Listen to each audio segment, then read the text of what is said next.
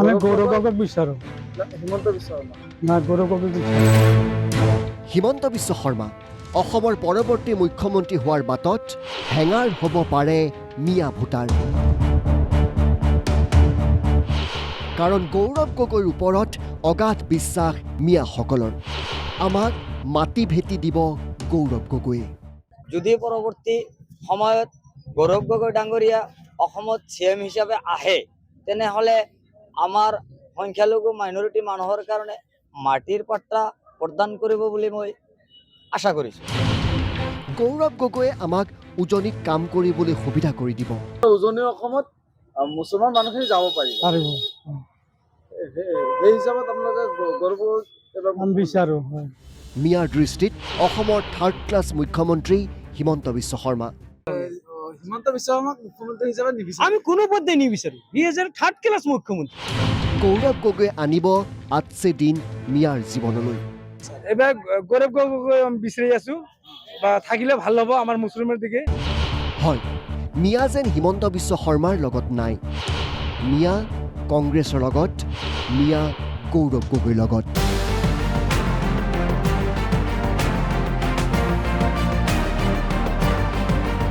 অসমৰ ৩৫% সংখ্যালঘু ভোটাৰ গৌৰৱ গগৈৰ লগত যদি থিয় হয় তেন্তে বিপদত পৰিব নেকি বিজেপি? কাৰণ সংখ্যালঘুৰ প্ৰধান এলেকাত সকলোৱে একেলগে চিঞৰিছে অসমৰ পৰৱৰ্তী মুখ্যমন্ত্ৰী গৌৰৱ গগৈ বুলি। আজি চাওক কেনেকৈ আমি হিমন্ত বিশ্ব শৰ্মাক মুখ্যমন্ত্ৰী হিচাপে খোজো। আমি একেবাৰে নোখোজো, কাৰণ এটা 88টা ঠাইত সিট তেখেতে দিছে, বিজেপিৰ প্ৰাৰ্থিত্ব দাখিল কৰিছে, কিন্তু আমাৰ মিয়া মুছলমান মানুহ তাত এটা মানুহক টিকেট প্ৰদান কৰা নাই। গতিকে আমি তেখেতক কমিউনিয়েল মুখ্যমন্ত্ৰী এটা জাতিক এটা টাৰ্গেট কৰি সেই প্ৰতিপন্ন কৰি কথা কয়, তুচ্ছ তাচ্ছিল্য কৰি সদায় কৈ থাকে, আমি তেখেতক সমৰ্থন নকৰো। আমি কাক সমৰ্থন কৰিম? কিয় নকৰে? নকৰাৰ মূল উদ্দেশ্য হৈছে মানে ইলেকশ্যন লৈ উচ্ছেদ ইত্যাদি হেৰেছমেণ্ট, এই নাগৰিকত্বক হেৰেছমেণ্টক লৈ, ভোটাৰক হেৰেছমেণ্টক লৈ আমাৰ মানুহ জাতিক, গোটেই জাতিক, মুছলমান জাতিক হেৰেছমেণ্ট কৰি আহি আছে আৰু আছে, আজিও আছে। কাক বিচাৰে? আমি বিচাৰো গৌৰৱ গগৈ। গৌৰৱ গগৈ কিয় বিচাৰে? গৌৰৱ গগৈ বিচাৰো মানে কি, সিও মুছলমানৰ কাৰণে ভাল কৰা নাই, তথাপিও আমি এটা দলত থাকিব লাগে, সেইকাৰণে গৌৰৱ গগৈ কওঁ। মানে আশা আছে গৌৰৱ গগৈ। আশা আছে বুলি ভাবো। কাক বিচাৰে? মুখ্যমন্ত্ৰী হিচাপে আমি গৌৰৱ গগৈক চাওঁ। মানে সিহঁতে ভাৰসাম্য ৰক্ষা কৰা এজন ল'ৰা, সিহঁতে শান্তশিষ্ট মানুহ, তাৰ দেউতাকে আছিলে একজন ভদ্ৰ মানুহ, জেণ্টেলমেন হিচাপে আমি গৌৰৱ গগৈক মুখ্যমন্ত্ৰী হিচাপে বিচাৰো। মানে কিন্তু তেখেতে মুখ্যমন্ত্ৰী হলে মানে অসমত মিয়া মুছলিম ন্যায় শান্তি প্ৰতিষ্ঠা হ'ব, ন্যায় বিচাৰটো সমূহ অধিকাৰ থাকিব। হিমন্ত বিশ্ব শৰ্মাক মুখ্যমন্ত্ৰী হিচাপে নিবিচাৰে। আমি কোনো পধ্যে নিবিচাৰো। He is A third class মুখ্যমন্ত্ৰী। একাংশ সংখ্যালঘু মিয়াৰ বাবে শেষ আশাই হৈ পৰিছে গৌৰৱ গগৈ। গৌৰৱ গগৈ মুখ্যমন্ত্ৰী হ'লে আমাক গোমাংস ভক্ষণ কৰিবলৈ দিব, আমাক অত্যাচাৰৰ পৰা মুক্তি দিব গৌৰৱ গগৈ। কাৰণ হিমন্ত থকালৈকে এয়া সম্ভৱ নহয় বুলি ভাবে তেওঁলোকে। অসমৰ মুখ্যমন্ত্ৰী হিচাপে আপোনালোকে কাক বিচাৰে? আমি গৌৰৱ গগৈক বিচাৰো হিমন্ত বিশ্ব শৰ্মা না গৌৰৱ গগৈক বিচাৰো। কিয় বিচাৰে গৌৰৱ গগৈ? হেমন্ত বিশ্ব শৰ্মাৰ সময়ত আমাৰ মুছলমানৰ ওপৰত যথেষ্ট পৰিমাণে অত্যাচাৰ হৈছে। এইফালে গৰু খোৱাটো বন্ধ কৰি দিছে। তাৰপিছত আমাৰ দুখীয়া মানুহ উজনি অসমত কাম কৰিবলৈ যাব নোৱাৰে, তাতে অত্যাচাৰ হয়। ইয়াত ইমান অত্যাচাৰ কৰা স্বত্বেও কোনো ধৰণৰ ব্যৱস্থা গ্ৰহণ নকৰে। এইবিলাকে আমাৰ হেৰি। তাৰপিছতে বহুতৰ ঘৰ বাৰী গৃহহীন কৰি দিলে। গৃহহীন হোৱাৰ ফলত মানুহবিলাকৰ দুৰৱস্থা, সেইবিলাক দেখি আমাৰ খুব বেয়া লাগে। আৰু সাম্প্ৰদায়িকভাৱে তেখেতে কেৱল মুছলমানৰ ওপৰতে অত্যাচাৰ কৰিলে, ঘৰ দুৱাৰ ভাঙি দিলে। উজনি অসমত মুছলমান মানুহখিনি যাব পাৰিব। সেই হিচাপত আপোনালোকে গৌৰৱ আমি বিচাৰো। তেওঁলোকৰ আশা গৌৰৱ গগৈয়ে মুছলমানক শান্তিত থাকিবলৈ দিব। আমাৰ মুছলিম মানুহকে টাৰ্গেট কৰি মোটামুটি হিমন্ত ইমান হাৰাশাস্তি কৰি আছে, লাগিলে আৰু হাৰাশাস্তি কৰক। আমি বিচাৰো মোটামুটি এই গৌৰৱ গগৈ হলে আমাৰ দেশটা শান্তি থাকিব। গৌৰৱ গগৈ মুখ্যমন্ত্ৰী হলে দেশটা শান্তি থাকিব। মানে গৌৰৱ গগৈ বিচাৰে। গৌৰৱ গগৈ বিচাৰো। কিহৰ কাৰণে বিচাৰে? আমি শান্তি আসাৰ জন্য। হিমন্তক কিয় নিবিচাৰে? টাৰ্গেট কৰে মুসলমানকে টাৰ্গেট কৰে মোটাই উচ্ছেদ কৰে দেয়, হাৰাশাস্তি কৰে, এই কাৰণে মানে পছন্দ নকৰো।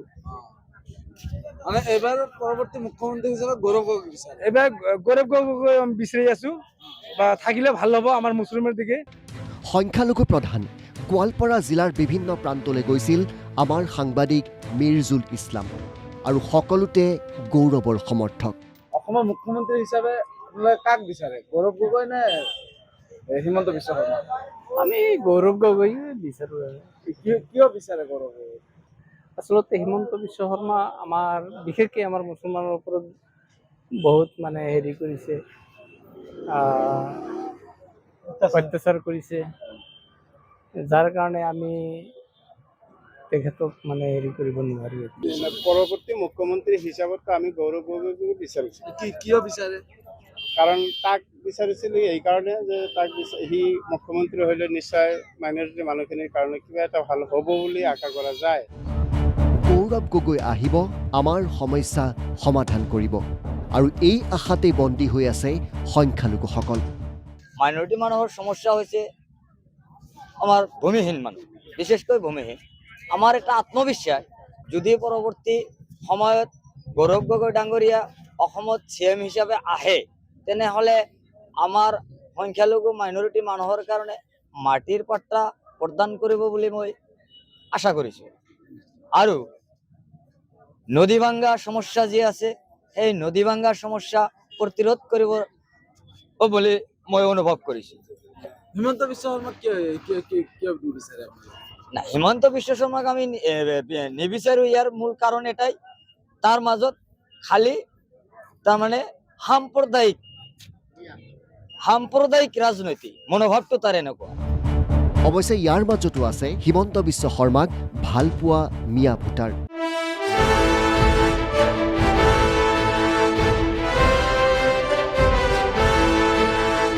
তেওঁলোকৰ মতে মিয়াক মনৰ পৰা বেয়া নাপায় হিমন্ত বিশ্ব শৰ্মাই। পৰৱৰ্তী মুখ্যমন্ত্ৰী হিমন্তকে লাগে তেওঁলোকক। মুখ্যমন্ত্ৰী হিচাপে কাক বিচাৰে? সংখ্যালঘু মানুহখিনি কাক বিচাৰিব মুখ্যমন্ত্ৰী হিচাপে? মোৰ মতে হিমন্ত ছাৰে মই মুখ্যমন্ত্ৰী হিচাপে মই বিচাৰিছোঁ। মুখ্যমন্ত্ৰীৰ মানে যিটো অভিজ্ঞতা, সেই অভিজ্ঞতাটো মানে গৌৰৱ গগৈৰ এইটো মানে নাই আৰু কি, মোৰ হিচাপে। মানে তাৰ বয়সটো মানে এইখিনি হোৱা নাই, সেই হিচাপত মই গৌৰৱ গগৈক নিবিচাৰোঁ। হিমন্ত বিশ্ব শৰ্মা বিচাৰে। হিমন্ত বিশ্ব শৰ্মাক মই বিচাৰোঁ এইকাৰণে তাৰ অভিজ্ঞতাটো মানে বেছি, আৰু সেই মানে অসমৰ কাৰণে যিটো উন্নয়ন কৰি আছে আৰু ডেভেলপমেণ্ট কৰি আছে। সংখ্যালঘু মানুহক ভোট নালাগে, সংখ্যালঘু মানুহক অত্যাচাৰ কৰিম, এইটো মানে এনেই কৈ থাকে, এনেই মানে কৈ থাকে আৰু কি, কিন্তু অন্তৰৰ পৰা সেই সংখ্যালঘুৰ ভোটটো বিচাৰে। মুছলমান মানুহক ভাল পায়, তেওঁ ভাল পায়, কিন্তু ওই ৰাজনৈতিক হিসাবে মানে কৈ থাকে আৰ কি, কিন্তু মনৰ পৰা কিন্তু ভাল পায়। আৰু ময়ো মানে হিমন্ত ছাৰক ময়ো ভাল পাওঁ, আৰু হিমন্ত ছাৰক ময়ো ভাল পাওঁ। গোৱালপাৰাৰ পৰা মিৰ্জুল ইছলাম, অসম লাইভ 24।